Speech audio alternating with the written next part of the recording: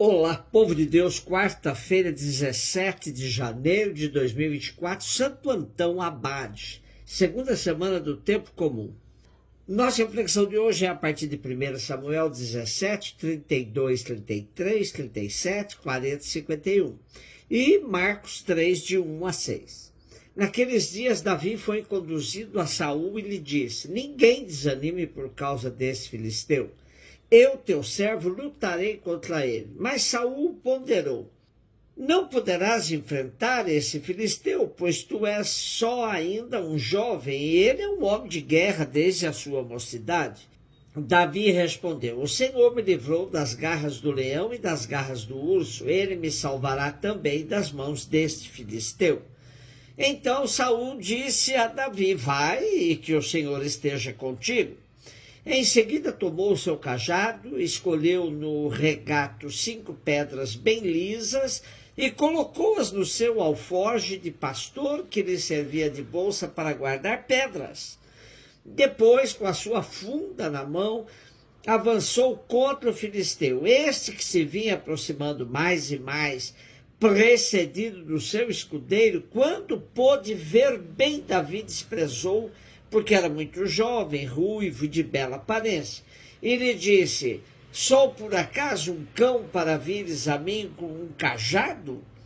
E o filisteu amaldiçoou Davi em nome de seus deuses e acrescentou: vem, e eu darei a tua carne às aves do céu e aos animais da terra. Davi respondeu: tu vens a mim com espada, lança e escudo. Eu, porém, vou a ti em nome do Senhor Todo-Poderoso, o Deus dos exércitos de Israel, que tu insultaste.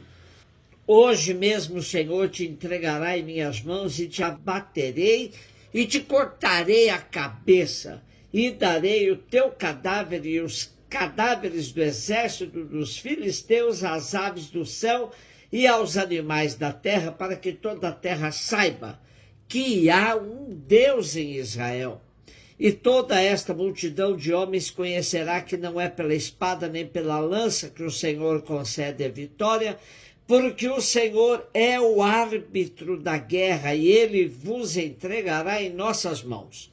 Logo que o filisteu avançou e marchou em direção a Davi, este saiu das linhas de formação e correu ao encontro do filisteu. Davi meteu então a mão no alforje, apanhou uma pedra e arremessou-a com a funda, atingindo o filisteu na fronte com tanta força que a pedra se encravou em sua testa e o gigante tombou com o rosto em terra. E assim Davi venceu o filisteu, ferindo de morte com uma funda e uma pedra. E como não tinha espada na mão, correu para o filisteu, chegou junto dele, arrancou-lhe a espada da bainha e acabou de matá-lo, cortando-lhe a cabeça.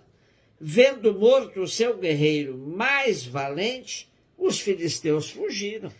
A leitura fundamentalista não nos permite ver que na luta entre dois personagens bíblicos está por detrás a disputa por dois modos de vida, duas maneiras de organização social, política e econômica.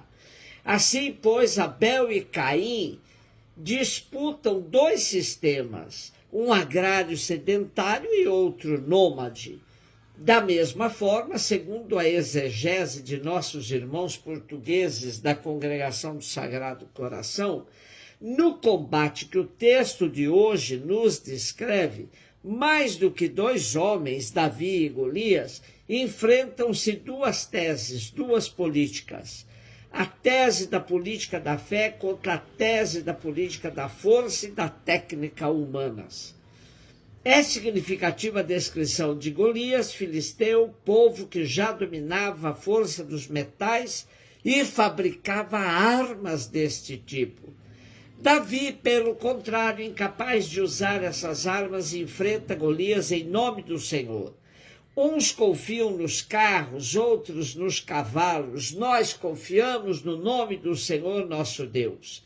Confiar em Deus mais do que nos homens e nos meios humanos é um tema recorrente na Bíblia.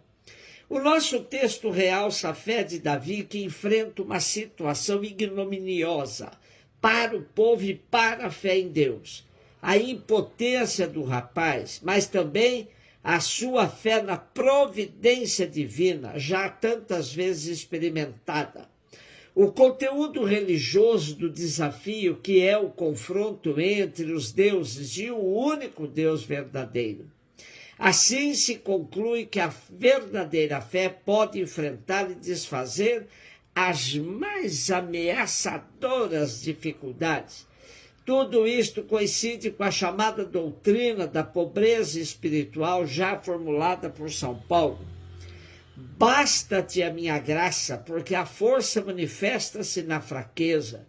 De bom grado, portanto, prefiro gloriar-me nas minhas fraquezas, para que habite em mim a força de Cristo.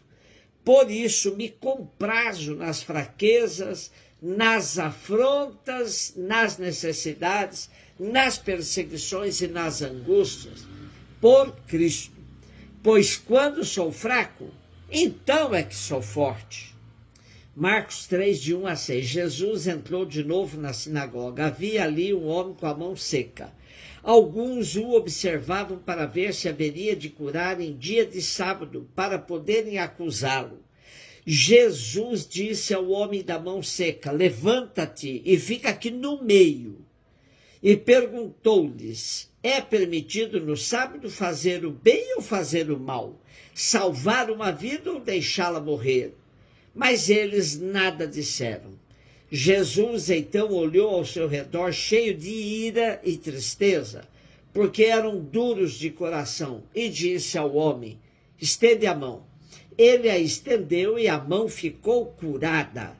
Ao saírem os fariseus com os partidários de Herodes, imediatamente tramaram contra Jesus a maneira como haveriam de matá-lo. Quando Jesus diz ao homem de mão seca: levanta-se e fica aqui no meio, ele não só destaca um enfermo, mas coloca bem no meio uma questão muito cara às autoridades judaicas de seu tempo, a lei do sábado. O texto nos diz que eles observavam se Jesus faria a cura, já com a intenção de acusá-lo de transgressor da lei. Jesus conhecia a lei, mas a enfrentava todas as vezes que a vida estava ameaçada. O sistema de lei que prevalecia no templo era a que classificava pessoas e atitudes como sendo puras ou impuras. Todos viviam submissos a esse sistema que considerava todos os enfermos e pessoas portadoras de deficiências como impuras. E uma vez assim classificadas, tornavam-se inaptas para a convivência social e religiosa. Portanto, quando Jesus fazia uma cura, ele resgatava a pessoa integralmente na sua dignidade e capacidade de exercer sua cidadania. A prática de Jesus não escolhia hora e local para fazer o bem. Podia ser na sinagoga, beira-mar, na casa do povo, no meio da rua. Também não se importava se o sol já tinha se posto ou ainda era sábado.